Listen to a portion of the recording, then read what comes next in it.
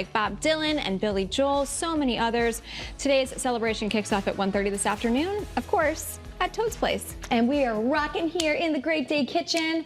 The bad news is we're all feeling the effects of this eggflation every time we hit the store. My husband came home with an 18-pack of eggs, and I asked him if it cost like 25 bucks. I'm like, how much did this cost you? How much is it putting us back? But it can be hard when a lot of our favorite recipes call for eggs. I know so many of them do. So we've got chef and author Terry Walters with us today, and we're talking about yummy, healthy recipes that either use substitutes or no eggs at all, right? Correct. Very good. Awesome. Correct. So I brought you, to start with, a whole bunch of different ingredients that we can use as substitutes. Okay. And it shouldn't require much of any change in your recipe.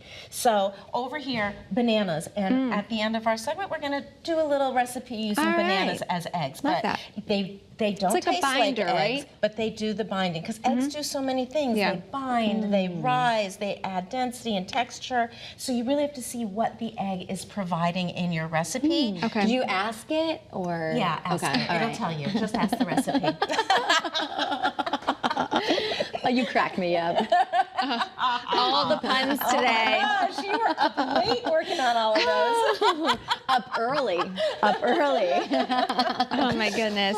Okay, so here I made a quiche, a crustless quiche. Okay. And to make this, I put in my food processor some firm tofu and chickpeas. I know, when you think peas, Chickpeas. you think eggs right away. This is wild. Okay. And I added, to get the color, I added some miso and a little turmeric. I sauteed up some Wow. vegetables, whatever you want. You can serve this with some sliced avocado, some hot sauce. Sounds delicious. Really remarkable. And I actually like making this in little small tins as like the well. muffins? Right, muffin tins, so that I can have one for breakfast each day. It's easy to take on the road So with me. smart. So really, really delicious. I mean, if you celebrate, this is the first day of Lent, so a lot of people are going meatless for a lot of so there you the go. next And 40 really days, high, right? Probably higher in protein than your egg quiche. Wow, look at And that. no wheat, so no gluten, so nice and clean. Okay. So I have a variety of other substitutes. We've got some flax seeds, and you can have them here. I've ground them, and here they are whole. And when we add water to these, you'll see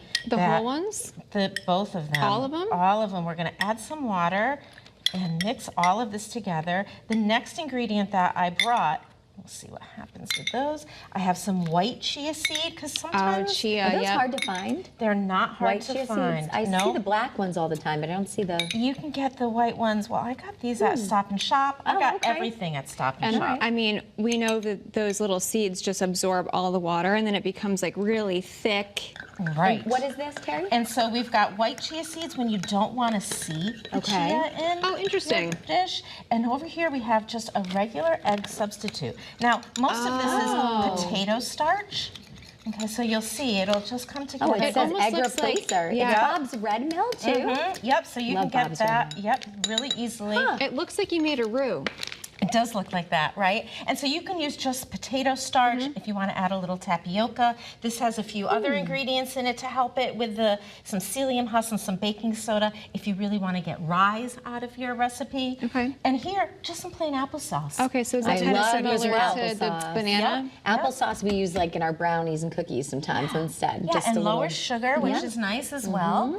So great substitutes. Here, we're going to make some cookies. All right, let's do it. So I've got some oats, some rice flour, and some coconut mixed in here.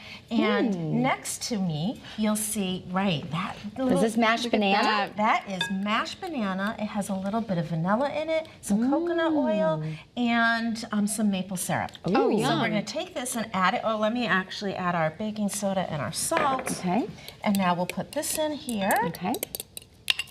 So this And kind you of can helps. see it almost looks eggy, right? Yeah, it does. Yeah, it does look eggy. And so you're saying that the banana is the substitution for the egg? The banana Just to review. is. Okay. Yep, and I did add, because the egg does give a little bit of rise, I added a little bit of salt and some baking soda to make it all work together. And then this is Interesting. for the protein, right? Yes, that's my Little protein. chocolate chip. Dump those in Yummy. there. Go All ahead. right. Yummy. You know, my feeling is always use this. Oh no, the whole thing. Come on. I didn't do do the whole thing? What's wrong with go. me? Really not I like have you. to say, I know, seriously, as long as I put chocolate chips in pretty much anything, I'm pretty sure my son will eat it. As long as it doesn't look green. I think that that's most people. I was just going to adults say, as it's well. not just my kids. Yeah. It's me too. It definitely gets buy-in. Yep. Okay, so now we have this Look at how really quickly that delicious came batter. together. And I was just making this at a school with some young children. fun. And you know what was really great about it? Was that They can eat there's it. no raw egg in Right, it. you can eat the batter. And so they were crazy for the Yeah. batter. that's So we're going funny. to take this and we're just going to scoop it onto our baking sheet. They just stay together really, really easily. Is this and can you recipe remember, in your everyone, book? why you crinkle the paper? I crinkle the paper because, as you can see, it lays nice and flat. But the other thing that it does is that it keeps just a little bit of air between your cookies and your baking sheet Oh, so interesting. that the bottoms don't burn. Oh, that's And a great I idea. made Yeah. some already, so if we want to have a little taste. Yes, So, please. okay, does it matter? I'm gonna just go Take for the this biggest one. one. Doesn't matter, I made these this morning. You don't know what it takes to not eat them on the way here. I have to thank you, by the way, with this paper, because for our recipe of the week, whenever it calls for paper, Scott and I are always crinkling. So thank you. Thank you, guys. This is delicious. Oh no.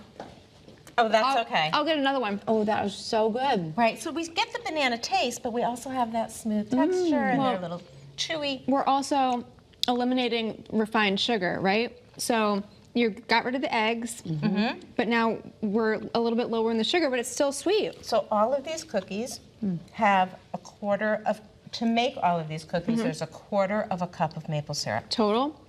That's Total. And then the chocolate That's chips. it, and they're That's it. sweet. They're so good. They are sweet. And both of these recipes are in your recipe book?